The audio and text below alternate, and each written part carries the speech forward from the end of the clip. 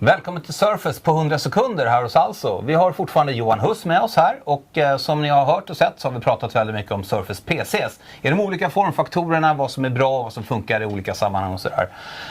Och jag tänkte ställa en fråga också kring tillbehör och tillbehör från Surface specifikt. Och vad har du där att komma med?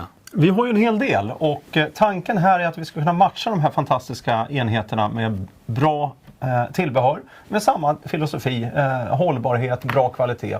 Jag tog med mig här våran Surface Arc Mouse, en enkel och fantastiskt behändig sån mus som man kan ha med sig.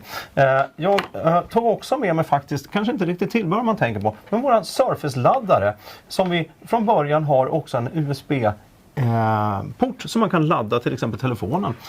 Och när vi ändå pratar portar, det var en del som säger att har ni inte fler portar?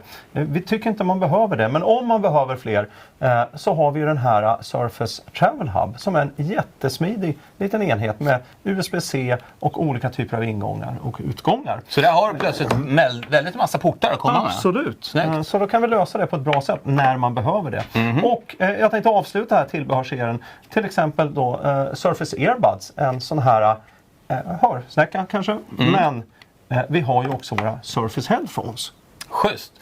Om man kopplar det här till Teams, vi har ju väldigt mycket sådana samtal nu mer. Vad kan vi säga där? Att de här är fullt Teams-certifierade, såklart. Häftigt. Bra. Tack Johan och tack allihopa för att ni tittar. Tack.